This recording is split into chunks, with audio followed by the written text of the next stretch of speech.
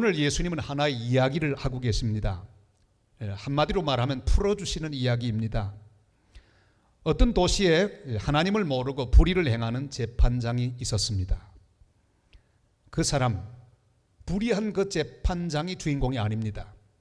오히려 의지할 곳 없는 한 가련한 과부가 주인공입니다. 어려운 일을 이 과부가 당했는데 호소할 때는 아무데도 없습니다. 그를 밀어줄 사람도 없습니다. 돈도 없습니다. 그의 유일한 희망은 이 불의한 재판장이 자기 소원을 듣고 자기의 문제를 해결해 주는 것밖에는 없었습니다. 그런데 아무것도 얻을 것 없는 이 과부에게 이 불의한 재판관이 눈을 돌릴 리가 없습니다. 이 나쁜 재판장은 과부를 피합니다. 과부는 매일매일 그를 찾아갑니다. 그의 출근 길목을 지킵니다. 그가 식당에 가면 식당으로 가서 또 부탁합니다. 선생님, 저를 꼭 도와주십시오. 선생님이 아니면 절대로 저는 이 문제 해결할 수 없습니다. 겉들도 보지도 않습니다. 그러나 매일매일 스토커처럼 집요하게 추격하고 또 나타나는 이 과부를 그는 더 이상 두고 볼 수가 없었습니다. 인생이 복잡해지는 것을 느꼈습니다. 그래서 그의 사정을 들어주었습니다. 이게 오늘의 이야기의 전부입니다. 우린 오늘 이 말씀을 통해 기도를 배워야 합니다. 주님은 그것을 우리에게 가르쳐주고 있습니다. 어떤 기도가 하나님이 풀어주시는 그런 기도가 될 수 있을까요? 오늘의 말씀은 그렇게 요약합니다. 밤낮 부르짖는 기도, 그것이야말로 하나님이 풀어주시는 그런 능력의 기도가 될 수 있다고 말씀합니다. 우리 7절 말씀을 한번 같이 볼까요? 다 같이요. 하물며 하나님께서 그 밤낮 부르짖는 택하신 자들의 원한을 풀어주지 아니하시겠느냐, 그들에게 오래 참으시겠느냐. 아멘. 일제치하에 어찌할 수 없었던 36년간의 고통 가운데 모든 조선의 그리스도인들은 밤낮 부르짖어 기도했습니다. 하나님만이 우리의 희망이었기 때문입니다. 하나님이 우리 기도를 들으시고 풀어주셨습니다. 자, 그런데 우리 하나님은 그냥 풀어주지는 않으십니다. 간구하는 기도를 듣기를 원하십니다. 우리에게 여러 가지 문제가 있습니다. 지금도 풀리지 않는 여러 가지 난제들이 우리 앞에 있습니다. 예배하고 있는 우리의 마음 가운데, 삶 가운데, 가정 가운데 여러 가지 난제들이 있습니다. 주님 그냥 풀어주실 수도 있지만 그냥 풀어주지 않으십니다. 주님은 우리가 밤낮 부르짖는 기도, 간구하는 기도, 불태전의 기도, 하나님 앞에 간구의 기도를 드리기를 원하고 계십니다. 그냥 계속하는 기도가 아닙니다.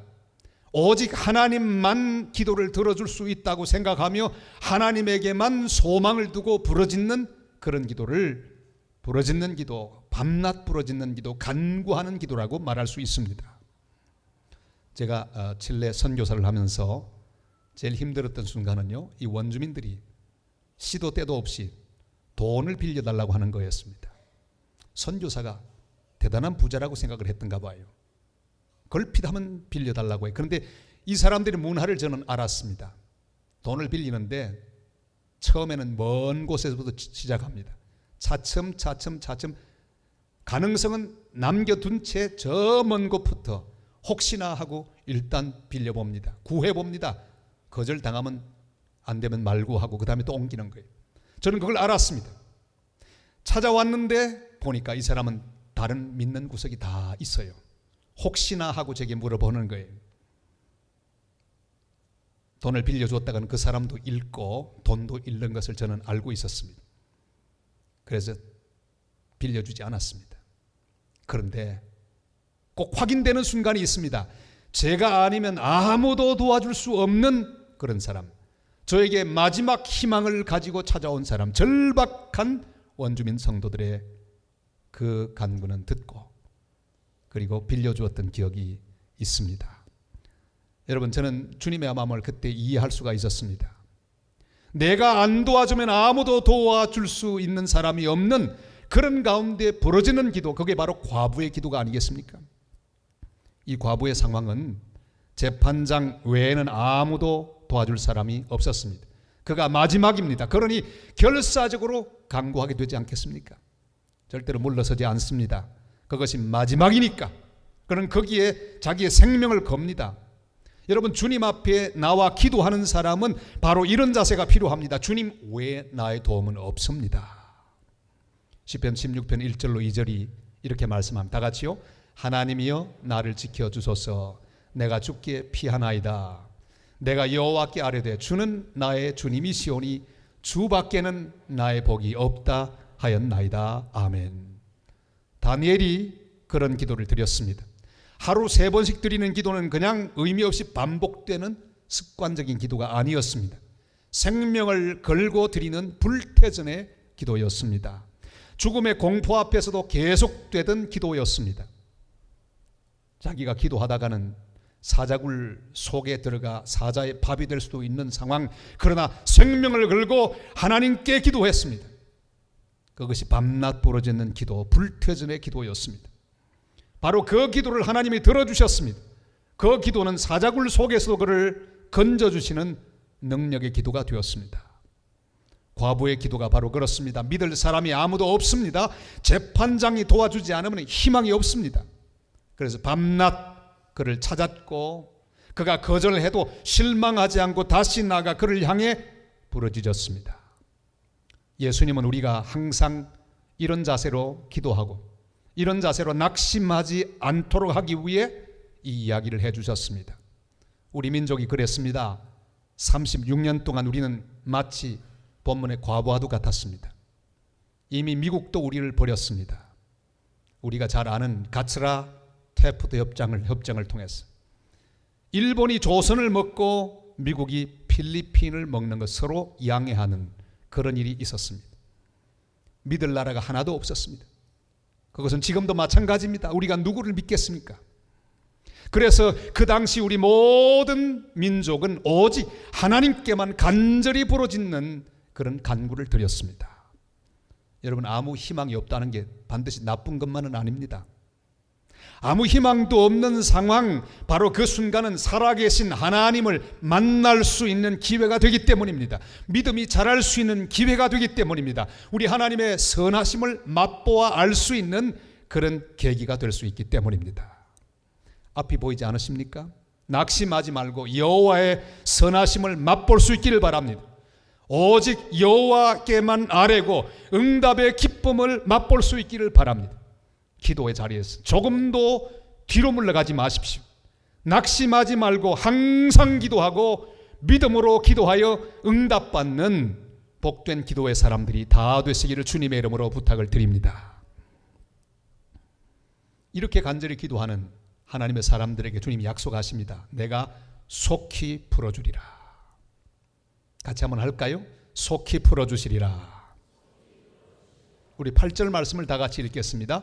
내가 너희에게 이르노니 속히 그 원한을 풀어주시리라. 그러나 인자가 올 때 세상에서 믿음을 보겠느냐 하시니라. 아멘. 제가 지난 안식년 때 스위스 열방대학을 갔을 때 제일 첫 주간에 배웠던 과목은 바로 하나님의 성품이었습니다. 폴 허킨스라고 하는 사람이 한 주일 내내 하나님의 성품에 대해서만 강의했습니다. 여러분, 우리가 다른 모든 것을 한들 하나님이 누구인지 제대로 모르면 무슨 소용이 있겠습니까? 하나님이 누군지를 아는 것, 여호와 하나님을 맛보아 아는 것, 그의 성품을 아는 것보다 중요하고 시급한 것은 없습니다. 예레미야가 3장 33절이 이렇게 하나님에 대해서 밝히고 있습니다. 다 같이 읽습니다. 주께서 인생으로 고생해가 했으며 근심하게 하심은 본심이 아니시로다. 아멘. 하나님, 우리가 근심하고 고통 가운데서 헤매는 것, 바라보는 것 좋아하지 않으십니다. 하나님의 본심이 아니라고 말씀하셨습니다. 그러면 하나님의 마음은 어떻습니까? 시편 116편 5절로 7절 말씀을 읽습니다. 여호와는 은혜로우시며 의로우시며 우리 하나님은 긍휼이 많으시도다. 여호와께서는 순진한 자를 지키시나니 내가 어려울 때 나를 구원하셨도다. 내 영혼아 내 평안함에 돌아갈지어다. 여호와께서 너를 후대하심이로다. 아멘. 내 영혼아 내 평안함에 돌아갈지어다. 주께서 내 영혼을 사망에서 내 눈을 눈물에서 내 발을 넘어짐에서 건지신다고 말씀하셨습니다. 주님은 우리의 모든 것을 풀어주기를 기뻐하시는 하나님이십니다. 긍휼이 한이 없었습니다. 불의한 재판장을 등장시키는 이야기의 핵심이 뭘까요? 하나님은 왜 하나님의 본심을 전하기 위하여 불의한 재판관, 돈을 받고 판단을 걸어치는 그런 나쁜 재판관으로 비유를 하고 계실까요? 바로 그는 하나님을 두려워하지 않고 사람을 무시하고 사람의 사정을 헤아리지 않는 부패 재판장이었습니다. 돈 안 쓰면 움직이지 않는 나쁜 재판장이었습니다. 그러나 예수 그리스도는 하나님의 뜻을 행하는 재판장, 가장 작고 힘없는 자까지 돌보시는 재판장, 사람의 사정을 모두 알고 원수를 갚아주시는 정의의 재판장, 바로 그런 주님을 대비하여 더 드러나게 하기 위하여 부정한 재판장의 이야기를 주님은 하고 계시는 것입니다. 우리를 있는 모습 그대로 사랑하시는 재판장, 우리를 이해하는 재판장, 우리의 원수를 갚아주실 재판장, 다시 이 땅에 오셔서 우리를 새롭게 하시며 우리를 영접하실 재판장으로 주님은 오늘 이 시간 우리에게 나타나고 계십니다. 그분을 바라보고 그 정의의 재판장, 의로운 재판장, 그분 앞으로 믿음 가운데 나아가는 하나님의 사람들이 되시기를 바랍니다. 히브리 4장 15절 16절 이렇게 말씀하죠. 다 같이요. 우리에게 있는 대제사장은 우리의 연약함을 동정하지 못하실 이가 아니요 모든 일에 우리와 똑같이 시험을 받으신 이로되 죄는 없으시니라. 그러므로 우리는 긍휼하심을 받고 때를 따라 돕는 은혜를 얻기 위하여 은혜 보좌 앞에 담대히 나아갈 것이니라. 아멘. 지난 주간에 한 헐리우드 배우가 죽었습니다. 우리도 참 좋아했던 죽은 시인의 사회, 키딩 선생 역을 맡았던 그분 로빈 윌리엄스, 얼마나 좋은 배우였습니까? 연기력도 뛰어나고요. 그 표정이 아주 기가 막혔죠. 일자입, 얼굴 온통 행복한 웃음, 편안한 웃음이 가득 찬 그 얼굴. 그런데 그 사람의 뒤 이면 속에 그런 아픔이 있었던지 아무도 몰랐습니다. 진한 우울증을 앓고 있었습니다. 참고 또 참다가 결국 그는 스스로 목숨을 끊고 말았습니다. 결혼도 여러 번 했지만 그를 붙들어줄 사람이 없었습니다. 그를 풀어줄 사람이 없었습니다. 그는 아무도 자기의 그 묶인 것을 풀어줄 사람이 없다는 절망 가운데 생명을 끊었습니다. 그분이 속히 풀어주실 나사렛 예수 그리스도, 우리의 선한 대제사장이신 예수 그리스도, 그분을 만약에 알고 그 앞에 나아가서 그분 앞에 간구했더라면 그의 묶인 모든 것은 풀어졌을 것입니다. 얼마나 안타까운지요. 여러분, 우리도 그럴 때가 있습니다. 도저히 풀리지 않을 때가 있습니다. 믿음으로 주님을 바라보는데도 풀리지 않을 때가 있습니다. 욥처럼 전혀 어떻게 진행되지 알지 못할 때가 있습니다. 하나님은 어디 계시고 뭘 하고 계시는지를 알지 못할 때가 있습니다. 욥은 이렇게 그래서 고백합니다. 욥기 23장 8절로 9절 말씀 다 같이요. 그런데 내가 앞으로 가도 그가 아니 계시고 뒤로 가도 보이지 아니하며 그가 왼쪽에서 일하시나 내가 만날 수 없고 그가 오른쪽으로 돌이키시나 배울 수 없구나. 아멘. 그랬습니다.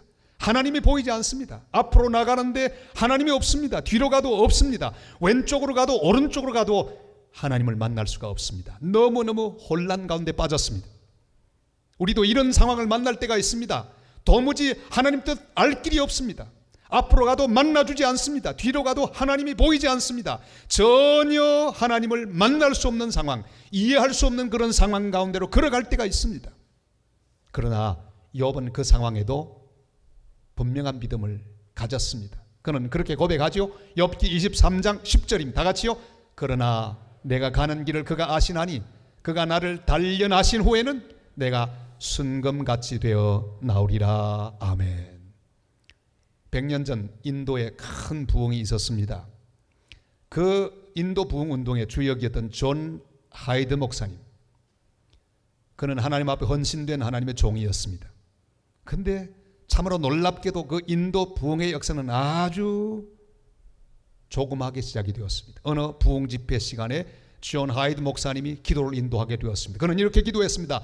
오 하늘에 계신 아버지, 오 하늘에 계신 아버지, 오 하늘에 계신 아버지.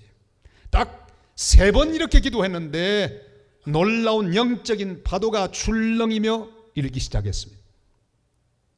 거기에 모인 모든 사람은 그 파도를 느꼈습니다. 이런 기록이 있습니다. 이것은 마치 거대한 해일이 회중을 덮치는 것 같았다. 폭풍의 숲의 나무들이 휘듯이 사람들의 마음이 하나님의 임재 앞에서 휘었다. 한 사람의 순종을 통해 태양과 같은 하나님의 사랑이 그들의 마음속으로 쏟아지는 순간이었다. 사람들은 마음이 부서졌다. 그들은 죄를 고백하며 눈물을 흘렸고 그 눈물은 다시 기쁨으로 바뀌었다. 여러분, 이것이 주님의 마음입니다. 속히 풀어주기를 바라는 마음, 속히 채워주기를 바라는 마음, 속히 응답하기를 바라시는 마음, 그것이 바로 주님의 마음입니다. 은혜 주시기를 원하십니다. 69년 전 해방을 주신 하나님은 통일도 우리에게 주시기를 원하고 계십니다. 이 주님의 마음을 믿고 이해하는 하나님의 복된 성도들이 되시기를 바랍니다. 이것을 믿는다면 우리 하나님 앞에 부러지적 기도할 수밖에 없습니다. 자, 그런데 여러분, 만약에 3번만 기도해서 된다면 3번 기도 안 할 사람이 어디 있겠습니까? 그렇게 쉬운 일이 아닙니다. 그저 3번만 간단히 기도해서 주님이 다 풀어준다면 얼마나 쉽겠습니까? 그러나 여기 오늘 7절 말씀 한번 조용히 같이 볼 수 있기를 바랍니다. 한번 보실까요? 7절 말씀. 하물며 하나님께서 그 밤낮 부르짖는 택하신 자들의 원한을 풀어주지 아니하시겠느냐? 그들에게 오래 참으시겠느냐? 오래 참으시겠느냐? 이건 지금 우리가 가진 성경의 번역입니다. 이 말씀만으로 보면 하나님은 오래 참지 않는다 하는 뜻입니다. 그러나 다른 번역들을 좀 볼 필요가 있습니다. 세계적으로 가장 오래된 번역 중에 하나인 킹 제임스 버전, 흠정역이라고 하죠. 그리고 뉴 킹 제임스 버전. 옛날 우리 성경은 바로 킹 제임스 버전과 아주 맥이 통하는 그런 번역이었습니다. 이렇게 되어 있습니다. 밤낮 부르짖는 택하신 자들의 원한을 풀어주지 아니하시겠느냐. 그러고 난 다음에 어떻게 되어 있느냐. 비록 오래 참으시기는 해도, 이렇게 붙어 있어요. 오래 참으시겠느냐? 오래 참지 않고 바로 응답하신다, 그런 내용이 아니라 하나님은 풀어주시지만 비록 오래 참으시는 모습으로 우리를 바라보신다, 그 말씀이죠. 여러분, 기도하던 우리는 속히 풀어주기를 원합니다. 그러나 그가 오래 참으시는 하나님이심을 또한 같이 믿어야 합니다. 지금 당장 3번 만에 응답해 주셔야 한다고 조급하게 생각하지 마시기를 바랍니다. 오늘 중으로 주님 응답해 주셔야 합니다. 그렇게 조급하게 생각하지 마시기를 바랍니다. 우리 하나님 마음은 속히 풀어주시기를 원하십니다. 그러나 우리의 유익을 위하여 하나님은 기다리십니다. 기다리시는 하나님, 참으시는 하나님도 확실히 믿는 성도들이 되시기를 바랍니다. 이사야 30장 18절이 이렇게 말씀합니다. 다 같이요. 그러나 여호와께서 기다리시나니 이는 너희에게 은혜를 베풀려 하시며 일어나시리니 이는 너희를 긍휼히 여기려 하심이라. 대저 여호와는 정의의 하나님이시라. 그를 기다리는 자마다 복이 있도다. 아멘. 하나님은 2가지 때문에 기다리십니다. 먼저 우리의 믿음이 자라도록, 우리의 믿음이 하나님 앞에 든든히 설 때까지 기다리고 계십니다. 왜? 지금 당장 풀어주시면 믿음이 자라지 못합니다. 우리가 유익하지 못합니다. 그런 거로 하나님은 참고 기다리십니다. 또 하나는 가장 좋은 상황이 우리에게 준비되기 위하여 하나님은 기다리고 계십니다. 그래서 모세를 40년 동안이나 미디안 광야에서 기다리시며 지켜보셨습니다. 그의 믿음이 자라고 그가 하나님 앞에 바른 성품으로 설 수 있도록 기다리고 보셨습니다. 애굽의 상황을 준비하면서 40년을 기다리셨습니다. 요셉을 바라보시며 역시 그를 긴 세월 동안에 기다리셨습니다. 빨리 풀어주시면 안 됩니다. 그래서 시간이 지나가고 모든 과정을 통과한 다음에 하나님은 그를 풀어주셨습니다. 총리 대신으로 세워주셨습니다. 하나님은 그를 통해 세우신 뜻을 다 이루셨습니다. 야곱도 마찬가지입니다. 하나님이 긴 시간 동안에 기다리시면서 그를 만들어 가시고 형성해 가셨습니다. 그리고 하나님의 시간이 되자 그를 풀어주셨습니다. 한나도 마찬가지입니다. 아들이 없어 부러지는 것, 다른 사람이 보고 술 취했다고 조롱할 정도로 간절히 기도하던 거 왜 기다리고 보셨을까요? 빨리 풀어주면 그 아들 자기 아들인 줄 알고 자기만을 위해 키우는 아들 될까봐 한나 입에서부터 하나님 내가 주시면 드리겠나이다 이런 기도가 나올 때까지 기다리고 계셨어요. 그리고 사무엘은 하나님 앞에 바쳐지지 않습니까? 사람마다 사건마다 전부 다릅니다. 그 응답의 시간, 기다리는 시간은 전부 다릅니다. 우리는 하나님이 기다리시지 않고 참지 않고 그냥 바로 응답하신다고 믿지 말고 하나님은 속히 풀어주기를 원함에도 불구하고 오래 기다리신다. 비록 오래 기다리시기는 해도 속히 풀어주시리라. 이런 믿음으로 주님 앞에 나갈 수 있기를 바랍니다. 주님이 하시는 일을 믿는다면 주님이 결정하신 시간이 내게 가장 빠른 시간입니다. 하나님의 시간으로 보아야 그 모든 시간 가운데 가장 빠른 시간을 내가 지금 살고 있다는 것을 이해할 수 있을 것입니다. 지금 여러 가지 어려움이 있어도 주님은 속히 풀어주실 것입니다. 가장 빨리 풀어주실 것입니다. 그러나 오래 참으시는 하나님을 믿어야 합니다. 하나님 지금 두 가지를 기다리고 계십니다. 먼저 우리의 기도가 차기까지 기다리고 계십니다. 믿음이 차지 않고 기도가 차지 않으면 풀어주어도 하나도 유익하지 않음을 알기 때문입니다. 우리는 기도의 분량을 채워야 합니다.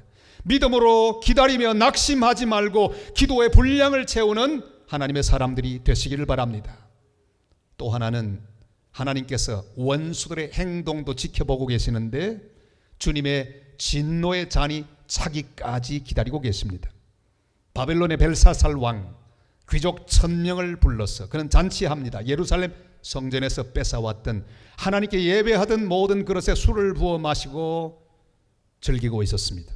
더 기가 막힌 것은 그런 상태에서 우상들을 찬양했습니다. 경배했습니다. 주님의 진노가 차고 또 넘쳤습니다. 드디어 넘칩니다. 손가락이 벽에 나타났습니다. 글을 씁니다. 무슨 글입니까? 메네 데겔 우바루신 벨사살 왕을 하나님의 저울로 달아보니 모자라더라. 그날 밤으로 벨사살은 끝이 나고 왕국은 무너지고 말았습니다.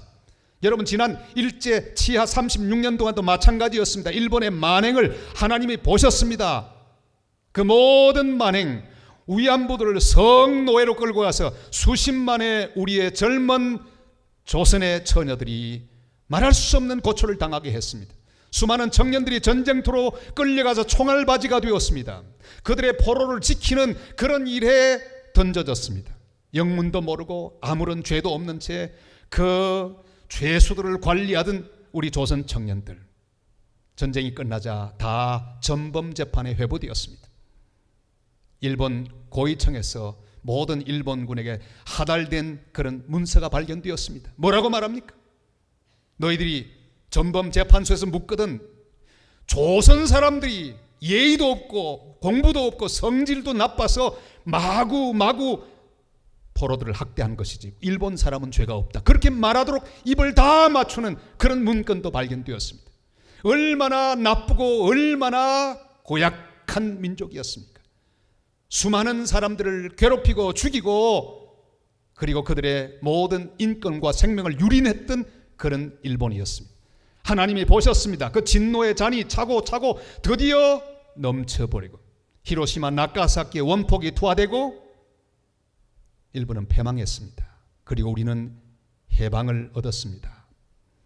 사랑하는 여러분, 북한의 3대 세습 김정은 정권도 하나님이 기다리고 계십니다.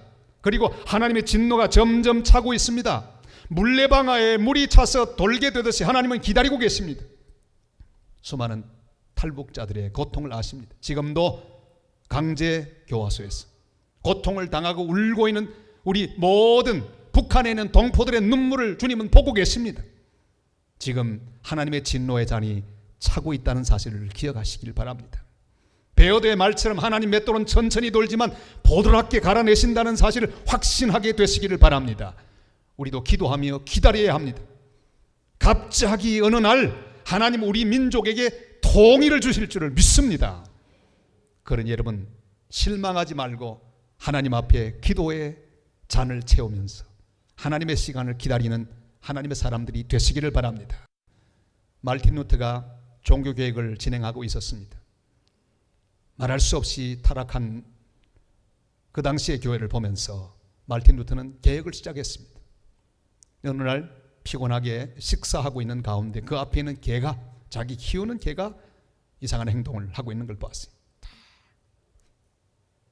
자기가 식사하고 있는데 그 들고 있는 음식에만 눈을 집중하는 거예요. 입으로 들어가면 개도 없고 입속으로만 보고, 뜯으면 또 밑으로 오고, 마치 말틴 루터 향해서 나도 좀 주세요 하는 것처럼 꼼짝도 하지 않고 기다리면서 이렇게 보고 있는 개를 바라보다가 마음이 동해가지고 떼어서 그 음식을 준 사건을 그는 기록하고 있습니다.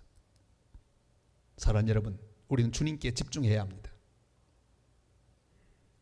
주님께 기다리면서 주님을 바라보아야 합니다. 눈을 주님께 고정시켜야 합니다. 조금도 실망하지 말고 주님을 기다릴 수 있기를 바랍니다. 주님의 시간에 주님의 방법으로 풀어주실 것입니다. 우리 가정을 풀어주시고 우리 인생을 풀어주시고 우리 민족의 염원인 통일을 풀어주실 줄로 믿습니다. 그런 거로 그때까지 믿음으로 기다리며 기도하십시다. 기도의 분량을 채울 수 있기를 바랍니다. 그가 속히 풀어주실 것입니다.